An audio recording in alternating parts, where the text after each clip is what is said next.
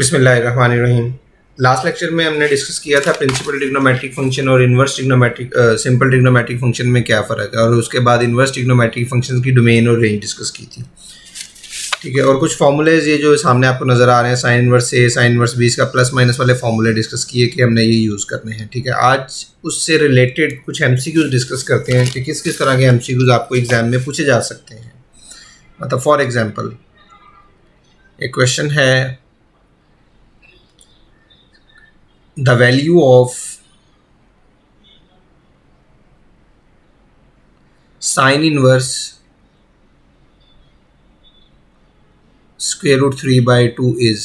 Last lecture में भी मैं आपको बता रहा था कि आपको चैप्टर 9 में जो ट्रिग्नोमेट्रिक वैल्यूज़ हैं 30, 45, 90, 30, ठीक है, 60, सभी वैल्यूज़ आपको याद होनी चाहिए। उसके बाद डोमेन रेंज आपको याद होनी चाहिए। डोमेन रेंज के बाद इन्वर्स वाली वैल्यूज़ के किस एंगल पे कौन सी वैल्यू आती है या किस वैल्यू पे कौन सा एंगल बनता है। ठीक है, तो ये सारी चीज़ आपको याद होनी चाहिए। अगर वो आपको वैल्यूज़ याद हैं, कैलकुलेटर से भी आप कर सकते हैं, लेकिन कैलकुलेटर एग्जाम में अलाउ नहीं है। ठीक है, इसलिए आपको ये ज़ुबानी याद होनी चाहिए। ठीक हो गया जी। तो जस्ट वैल्यू बतानी है साइन इनवर्स स्क्वायर रूट 3/2। हमें पता है जी साइन इनवर्स स्क्वायर रूट 3/2 किस एंगल पे देता है। एंगल है जी 60 डिग्री, तो इसका 60 डिग्री आंसर आ जाएगा π/3। ठीक है जी, ये सिंपल सा क्वेश्चन था। एक और क्वेश्चन इसी तरह का कर लेते हैं। The value of second inverse 1/2। The value of second inverse square root 2 is option A π/4, option B π/3, π/6 या π/2। ठीक है जी, तो देखना जी सीकेंड इनवर्स स्क्वायर रूट 2 किस पे वैल्यू देता है। अब हमने मोस्टली जो वैल्यूज़ याद की होती हैं वो तो साइन, कॉज और टेन की हैं। तो ये सीकेंड किसका उलट है ये सबको ही पता है जी, कॉज का उलट है। तो ये हो जाएगा जी कॉज इनवर्स। आपने जब इसको कॉज को सीकेंड में कन्वर्ट करना है तो इस एंगल को चेंज कर देना है, तो ये कॉज वाली वैल्यू आ जाएगी। अब हमें पता है जी कॉज इनवर्स 1/2 कहाँ पे देता है, 45 डिग्री पे। तो जाहिर सी बात है जो सेकंड इनवर्स स्क्वायर रूट 2 है वो भी क्या होएगा, 45 डिग्री होगा। तो ये कुछ रिजल्ट्स हैं, ये आप याद कर लें। ठीक है, कि जगह हम एंगल को रेसिप्रोकल लेते हैं तो कौन सा फंक्शन किस फंक्शन में कन्वर्ट हो जाता है। ठीक है, पहला जी अगर वो साइन इनवर्स x है तो एंगल का जब रेसिप्रोकल लेंगे तो साइन कन्वर्ट हो जाएगा कोसेकेंड इनवर्स 1/x के। मतलब कोसेकेंड का रेसिप्रोकल लें तो साइन बन जाएगा, साइन का रेसिप्रोकल लें तो कोसेकेंड बन जाएगा। सिमिलरली कॉज इनवर्स x जो होगा वो किस में कन्वर्ट हो जाएगा, सेकेंड इनवर्स 1/x में। ठीक है, and tangent inverse x is equal to cot inverse 1/x। ठीक है जी, तो जब भी आप एंगल को रेसिप्रोकल लेंगे तो साइन इनवर्स को सेकंड इनवर्स में चेंज हो जाएगा, कॉज इनवर्स सेकंड इनवर्स में, टेंजेंट इनवर्स कॉट इनवर्स में। तो ये वाले रिजल्ट यूज करें तो आपको आंसर मिल जाएंगे। ठीक है जी, ओके जी। नेक्स्ट एक और एमसीक्यू देख लेते हैं जी। The value of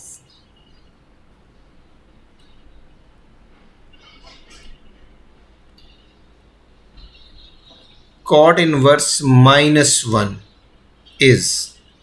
cot inverse की वैल्यू बतानी है जी। ऑप्शन है जी -π/4, बीटा ऑप्शन 3π/4,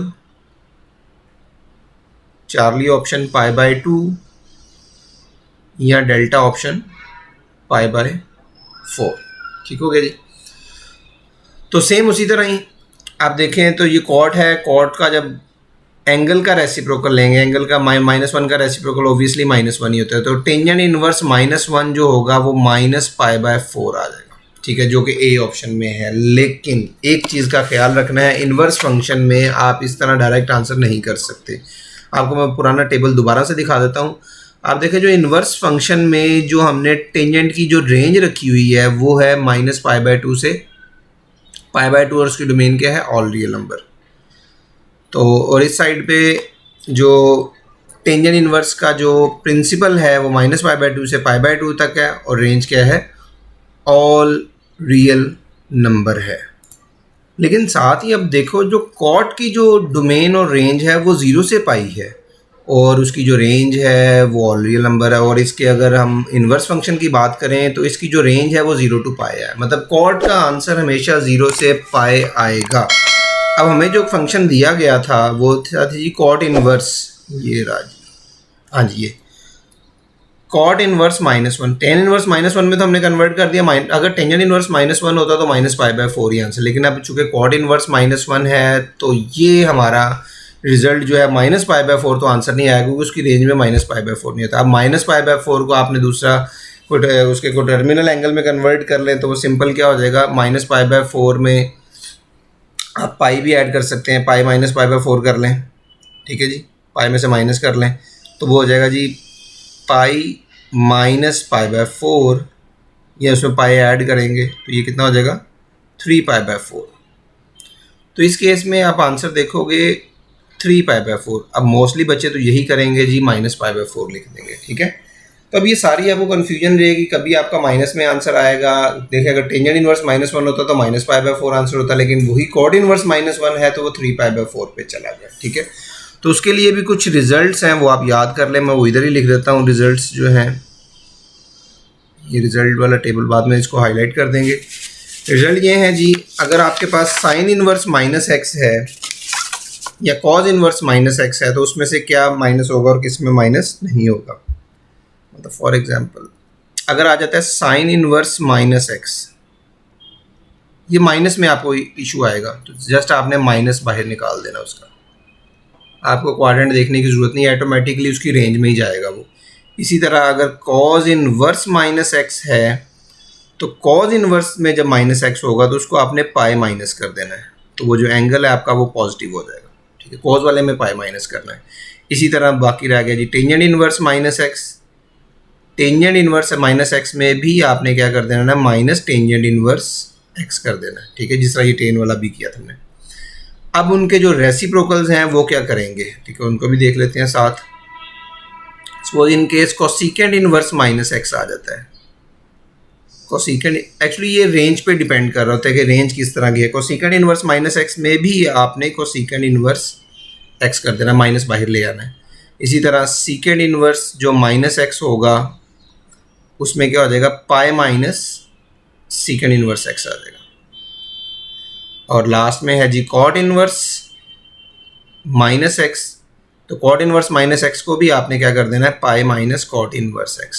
तो हमारे वाले केस में देखिए पाई था, सॉरी कॉट इनवर्स -x था, तो -1 के लिए हमने क्या कर दिया, pi minus cot inverse x कर दिया। तो ये रिजल्ट आपको याद रखने हैं, इसको मैं हाईलाइट कर देता हूँ, सर्कल कर देता हूँ, ठीक है। तो आपको माइनस साइन में कोई कन्फ्यूजन नहीं रहेगी, वैसे नहीं तो आप सोचते रहेंगे किसी में से माइनस होगा किस में से प्लस होगा, वो कन्फ्यूजन रहती है, ठीक है जी। नहीं जी, और क्वेश्चन डिस्कस कर लेते हैं। अब अगर ये रिजल्ट याद है तो मेरे नहीं ख्याल कि आपको कोई मुश्किल होगी अब क्वेश्चन को सॉल्व करने में। मतलब फॉर एग्जांपल साइन इनवर्स -1/2 हम लिख देते हैं। What is the value of sine inverse -1/2, तो ऑप्शन लिख देता हूँ जी π/3, बीटा ऑप्शन -π/3, चार्ली ऑप्शन -π/6 और डेल्टा ऑप्शन π/6। अब चूंकि साइन इनवर्स माइनस में है तो हमने जस्ट क्या कर देना, माइनस बाहर ले आना है, तो इसको वो पॉजिटिव में कन्वर्ट हो जाएगा ये नीचे वाले रिजल्ट यूज़ करके। तो साइन इनवर्स 1/2 हमें पता है जी π/6 पे आंसर दे रहा होता है, तो इसका आंसर क्या आ जाएगा जी π/6 पे, ठीक है। तो ये आपका आंसर आ जाएगा जी -π/6 जो कि इस ऑप्शन में दिया गया है। 30 डिग्री ना, साइन 30 1/2 होता है, ओके जी। तो माइनस साइन में अगर प्लस में तो कोई इशू नहीं होगा, जस्ट माइनस आएगा तो आपने ये वाले रिजल्ट याद रखने हैं। अब अगर डिफरेंट वैल्यूज आ सकती हैं, मतलब फॉर एग्जांपल जिसमें दो रेशियोज इकट्ठी आ जाते हैं, कॉज और कॉज इनवर्स या साइन और कॉज इनवर्स इस तरह इकट्ठी आ जाते हैं, मतलब for example cause of sine inverse 1/√2, ये आपने 13.1 में इस तरह के क्वेश्चन डिस्कस किए हुए हैं, ठीक है। वो सारी एक्सरसाइज आपने रिवाइज कर लेनी है। 1/2, 1/√2 या डेल्टा ऑप्शन सिंपल √2। अब इसमें कुछ बस टेबल आपको याद है, साइन इनवर्स 1/2 हमें पता जी 45 पे देता है, तो cos 45 की वैल्यू क्या आती है, अगेन साइन 1/√2। तो ये तो बड़ा सिंपल सा क्वेश्चन था, इसमें तो कोई इशू नहीं है। मतलब कुछ वैल्यूज जो आपको याद है, जिस तरह 30 की, 45 की, 60 की, अगर ये इसकी वैल्यूज अगर आपको दे दे फिर तो कोई मुश्किल नहीं। लेकिन अगर वैल्यू चेंज कर दे तो फिर क्या होगा, मतलब फॉर एग्जाम्पल अगर वैल्यू आपकी चेंज हो जाती है इस तरह, टेंजेंट ऑफ, क्वेश्चन नीचे लिख लेते हैं,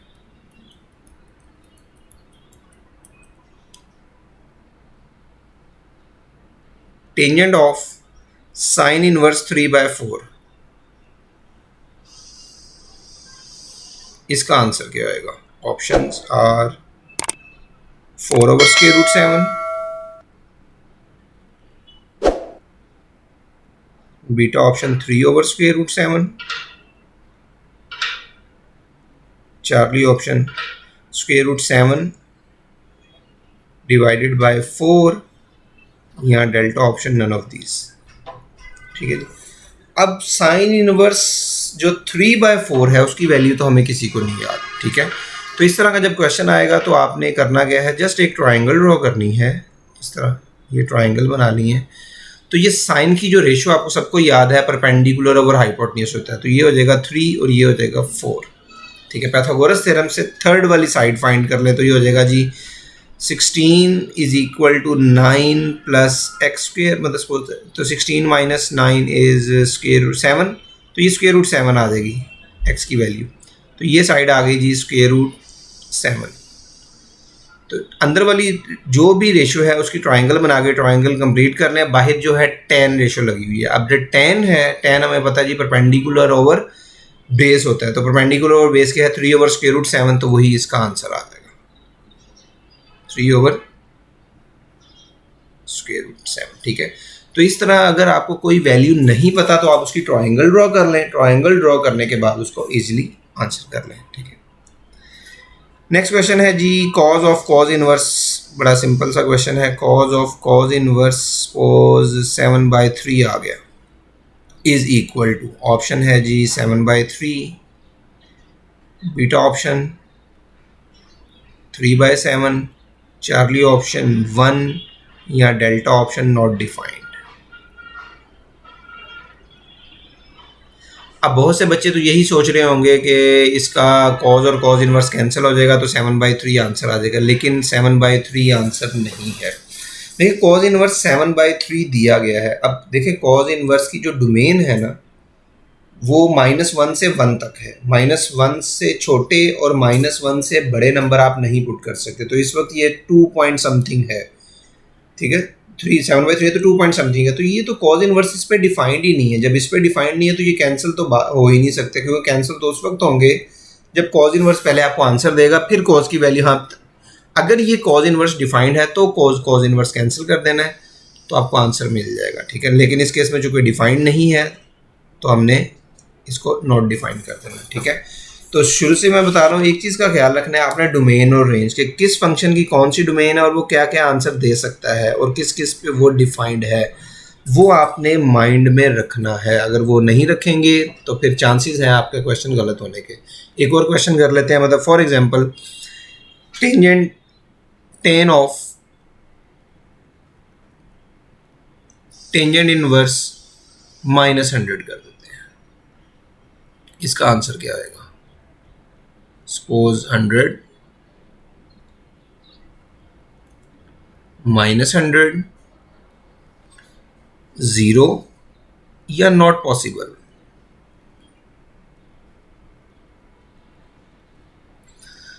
अब टेंजेंट इनवर्स की जो डोमेन है वो पता है ऑल रियल नंबर है, वो हर नंबर के लिए डिफाइंड है। जब हर नंबर के लिए डिफाइंड है तो टेंजेंट इनवर्स कैंसिल कर दें तो इसका आंसर जो -100 आ जाएगा, ठीक है जी। हाँ अगर डिफाइंड है तो कैंसिल कर सकते हैं आप, अगर डिफाइंड नहीं है तो उस चीज़ का आपको ख्याल रखना होगा, ठीक है जी। एक क्वेश्चन और कर लेते हैं जी, सीकेंड ऑफ, ये सारे आपको 13.1 में क्वेश्चन इस तरह के दिए गए हैं, ठीक है। तो वो आपने 13.1 से सारे क्वेश्चन एक दफ़ा लाजमी अटेम्प्ट करने हैं। तो सीकेंड ऑफ टेंजेंट इनवर्स 1/3 की वैल्यू आपको बतानी है। ऑप्शंस हैं जी 3/√10, 3/√10, beta option π/3, Charlie option √10/3 and delta option √10। अब फिर वही बात, टेंजेंट इनवर्स 1/3 की वैल्यू हमें नहीं याद होगी तो हम क्या करेंगे, एक ट्राइंगल ड्रॉ कर लेंगे। ट्राइंगल में टेंजेंट की जो रेशो होगी वो पड़ती परपेंडिकुलर ओवर बेस, तो 1/3 आ गई पैथागोरस थ्योरम से। आप इसकी हाइपोटेन्यूज फाइंड करने जो कि होएगा √10।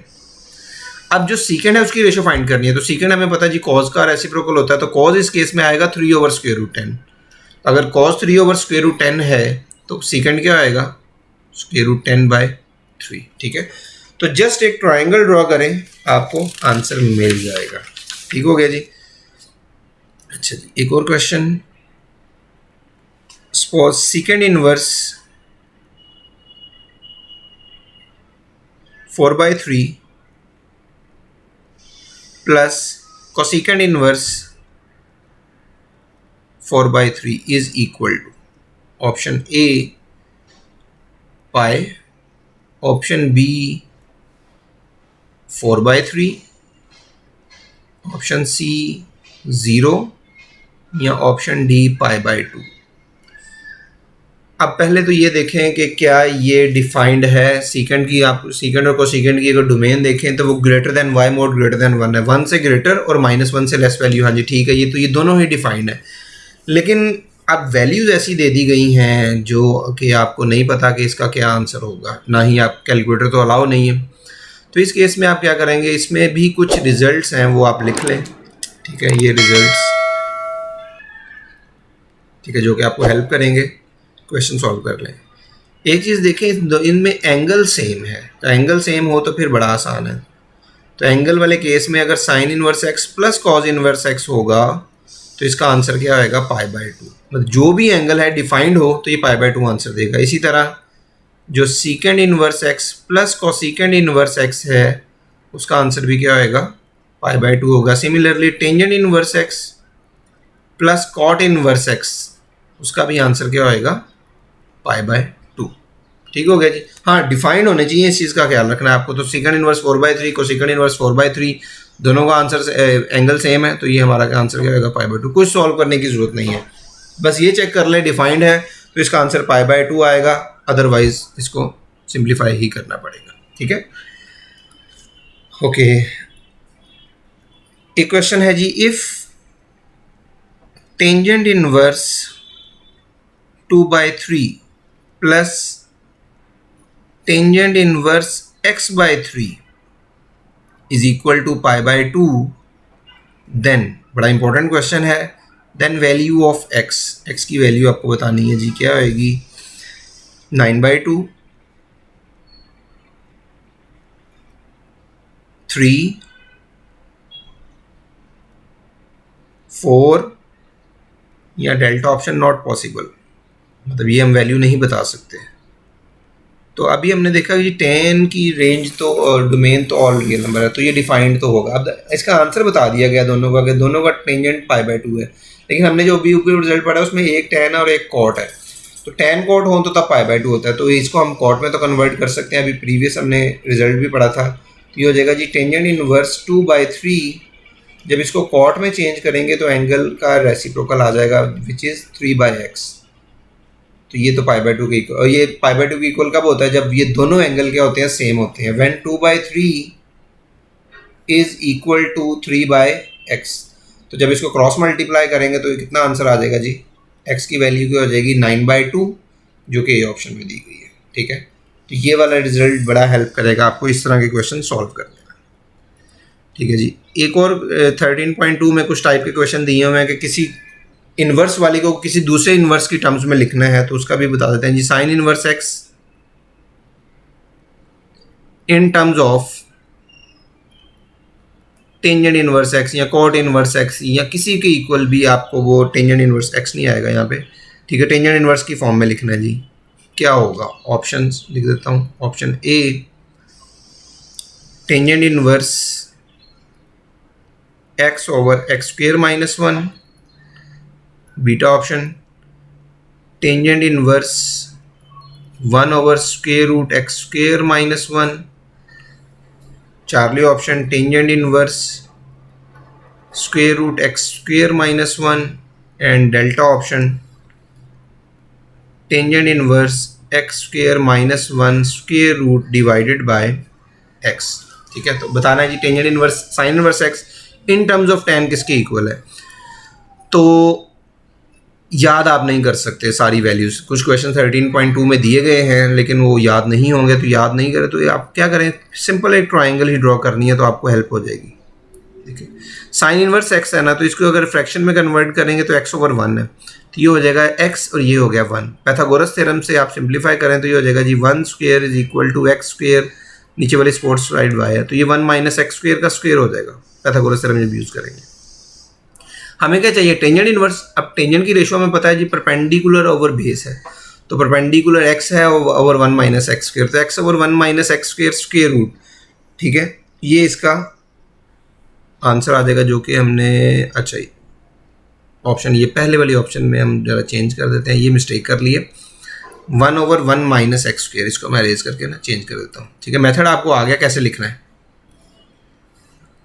x over square root 1 minus X square.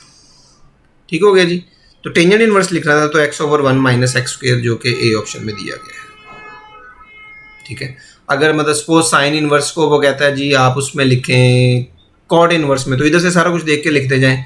Sign inverse x को जब कॉज में लिखेंगे तो ये किसके इक्वल हो जाएगा, कॉज इनवर्स एक्स की इक्वल ही आएगा, और सॉरी 1 माइनस एक्स स्क्वायर हो जाएगा ना, बेस ओवर हाइपोटेन्यूज होता है तो square root 1 minus X square. इसी तरह अगर साइन इनवर्स एक्स को आपने लिखना है टेंजेंट में तो अभी लिख दिए, कॉट में लिखना है तो कॉट तो सिंपल उसका रेसिप्रोकल हो जाएगा 1 minus X square square root divided by X. Similarly अगर साइन इनवर्स को आपने लिखना है जी सीकेंड इनवर्स एक्स में, तो सीकेंड इनवर्स में क्या आएगा, कॉस का रेसिप्रोकल होगा तो ये हो जाएगा जी 1 over square root 1 minus X square, और कोसेकेंड में लिखना है तो वो तो जस्ट 1 ओवर एक्स ही आ जाएगा। ठीक है, तो जस्ट एक ट्राइंगल बनाने से आपको सारी की सारी वैल्यूज मिल जाती हैं। ठीक है जी, एक और टाइप का क्वेश्चन है जिसमें आपको डबल एंगल आइडेंटिटीज भी यूज करनी पड़ सकती है। Sine of 2 tangent inverse 2/3 is equal to option A 12/13, option B 11/12, option C 14/15 and option D π/2। अब ये 2 दे दिया गया है, अगर ये 2 ना होता फिर तो ये प्रीवियस जो हमने क्वेश्चन ये वाला इस तरह कर रहे थे ये उसी तरह का था। अब जब 2 आ गया है तो इसको हमें कुछ करना पड़ेगा, लेकिन ट्राइंगल तो उसी तरह ही बनेगी। तो ट्राइंगल पहले ड्रॉ कर लेते हैं, ये आ गया, ये टेंजेंट है तो ये 2 हो गया, ये 3 हो गया। पैथागोरस थ्योरम यूज करें 9 + 4 13 स्क्वायर रूट 13, ये तो आ गया स्क्वायर रूट 13। ठीक हो गया, लेकिन ये साइन 2 एक्चुअली ये बनेगा इधर से साइन 2 अल्फा का फॉर्मूला बन जाएगा, क्योंकि हम इसको अल्फा सपोज करते हैं तो साइन 2 अल्फा का फॉर्मूला क्या होता है, 2 sine alpha cause alpha, chapter 10 में हमने पढ़ा था। तो साइन अल्फा की वैल्यू आपने यहाँ से देखनी है, वो कि which is equal to 2 over square root 13, और कॉज अल्फा की वैल्यू क्या आएगी 3 ओवर स्क्वायर रूट 13। तो मल्टीप्लाई करते हैं, 3 2 ज़ा 6, 6 2 ज़ा 12, और स्क्वायर रूट 13 से जब मल्टीप्लाई होगा तो जस्ट 12/13 जो कि ए ऑप्शन में दिया गया है। ठीक है जी, अच्छा वो मैंने सिंपल क्वेश्चन नहीं करवा रहा जिसमें अगर दोनों साइन हो तो एक साइन में कन्वर्ट करना है, तो वो तो जस्ट आपने फॉर्मूला यूज़ करने होता है और कुछ भी नहीं उसमें करना। ठीक है, वो फॉर्मूले बड़े सिंपल से हैं, फॉर्मूले आपको दिखा देता हूँ कि ये वाले फॉर्मूले हैं जी आपके, ये वाले जो मैंने लिखे थे ना। तो इस तरह के क्वेश्चन अभी फिल वक्त मैं कोई डिस्कस नहीं कर रहा, मैं आपको डिफरेंट टाइप के क्वेश्चन डिस्कस कर रहा हूँ जो कि मुझे लग रहा है कि शायद आपसे ना सॉल्व हो। पॉसिबल है कि बहुत से बच्चों को आते हों, लेकिन फिर भी प्रैक्टिस के लिए आपको करनी चाहिए। अच्छा जी, 1-2 क्वेश्चन और डिस्कस कर लेते हैं जो पास पेपर में भी आए हुए हैं जी। टेंजेंट इनवर्स जिसका भी मैं फॉर्मूला का जिक्र कर रहा था, tangent inverse 1 + tangent inverse 2 + tangent inverse 3, ये पास पेपर में आया हुआ क्वेश्चन। ठीक है, नेक्स्ट में इसका आंसर क्या होगा जी, π/2, π/4, π/6, या इसका आंसर क्या होगा 0। तो इसके लिए आपको क्या करना है, सिंपल टेंजेंट इनवर्स के फॉर्मूले यूज करने हैं। 2 टेंजेंट इनवर्स हैं, इन दोनों पे जब फॉर्मूला यूज करेंगे तो एक tan में कन्वर्ट हो जाएगा, फिर इसके और इसके साथ फॉर्मूला यूज करेंगे तो दूसरा tan भी खत्म हो जाएगा, तो आपको आंसर मिल जाएगा। लेकिन चूंकि ये पास में 1 2 और 3 ये कंसेक्टिव हैं तो इस केस में आपको आंसर 0 ही मिलेगा, आप चेक भी कर सकते हैं। लेकिन ऐसा ज़रूरी नहीं है कि हर कंसेक्टिव के लिए आंसर 0 हो, ये कोई ज़रूरी नहीं है, ठीक है। तो जस्ट आपको फार्मूलाज आने चाहिए, ये जो ऊपर हमने मेंशन किए हुए थे ये वाले, ठीक है। तो इससे भी आपको क्वेश्चन पूछा जा सकता है। बाकी और डिफरेंट टाइप के हमने क्वेश्चन डिस्कस किए। आपने 13.1 और 13.2 की प्रैक्टिस लाजमी करनी है, और 13.1 तो इसमें मोस्ट इंपॉर्टेंट एक्सरसाइज है, ठीक है जी। ओके जी, थैंक यू वेरी मच।